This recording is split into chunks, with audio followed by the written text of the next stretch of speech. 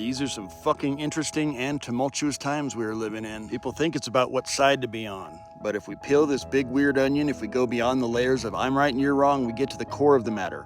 Motherfuckers trying to reinforce their own existence. And by motherfuckers, I lovingly mean, like, fucking everybody, it seems like. It's totally normal. Let's break it down. There's a part of our wrinkly pink meat computer that is responsible for making us feel like we exist. A program, if you will, called ego. People want to vilify the ego, but it's just a tool that has evolved whose sole job is to convince itself that it exists separate from other shit by pinging alleged outer objects and circumstances of reality, and that ping of attention bounces back in one of three ways. I like it, I hate it, or I don't give a shit about it. And so by categorizing everything, and I do mean fucking everything, through attraction, aversion, or neutrality, the ego construct convinces itself that it exists separate from the shit it loves, hates, or gives zero fucks about. I love and I hate, therefore I am, by virtue of a bunch of made-up relationships with shit that's allegedly out there. But put this in your pipe and smoke it.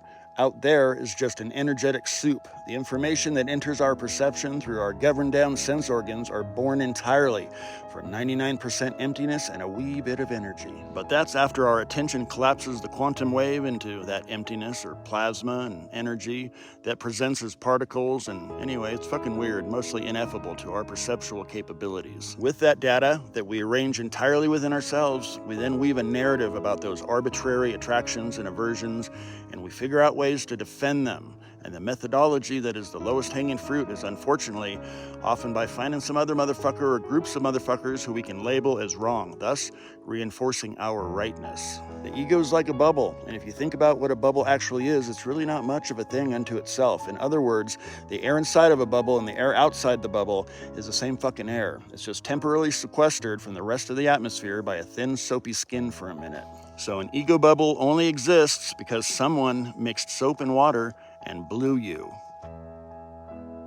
Just kidding. You blew yourself, and the soaps you used are the narratives you made up based on arbitrary attractions, aversions, and neutralities. And holy shit, we put so many different brands of soap into that mixture. Every single belief, down to the tiniest opinion, is a brand of soap. And once you blow yourself, all those soap brands become inseparable within your bubble skin. That's why when someone challenges something we've incorporated into our ego bubble as a belief or even just an opinion, that is why we defend it so vehemently. Your bubble's trying not to pop, and that's why, as strange as it sounds, someone simply disagreeing with you threatens your very existence in a psychological and in a fundamentally existential way. So that's why we're all fucked up. That's why everyone is so fucking polarized.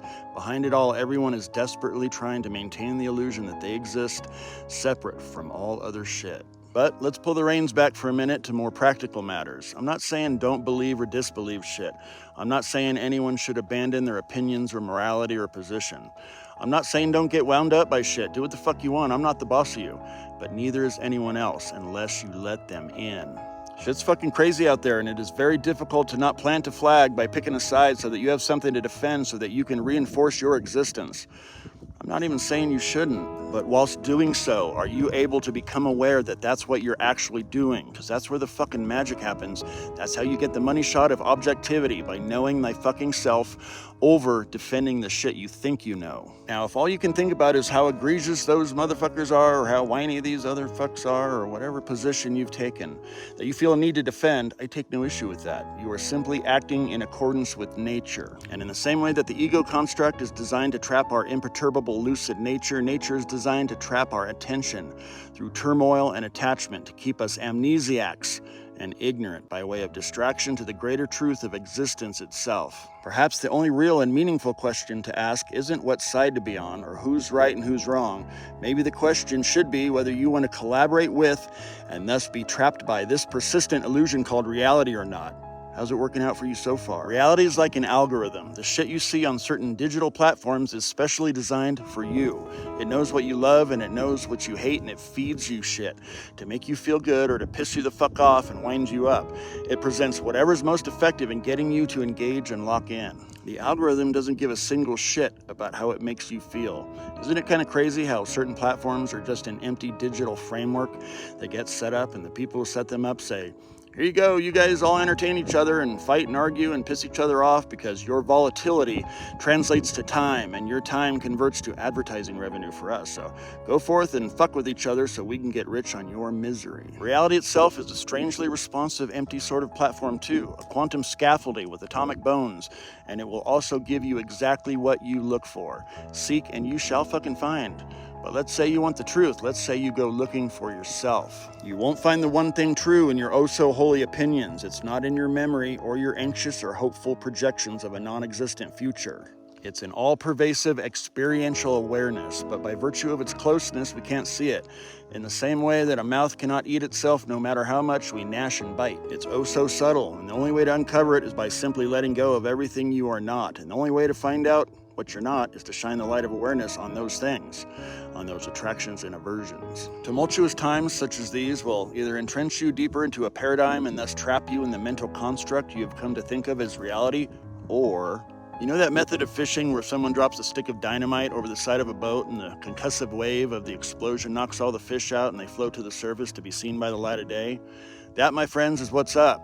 If and only if you decide to utilize the dynamite of life's difficulties or these explosive times as such. It's about letting all those little bombs that are contrary to your beliefs go off within you so that you can see what you're not, as all those fishy opinions and beliefs rise to the surface. And as you scoop them up with a net of acceptance, eventually you expose what you actually are, a singular consciousness pond that has allowed all kinds of weird-ass fish to populate within itself. To experience what you actually are, you have to let your ego bubble pop over and fucking over again, which means so long as you are identified with the ego, you have to face the possibility of non-existence or annihilation, which the ego will fight and thrash against for its very life. That's why it's so difficult and rare for a person to break free from the bullshit, from the illusion.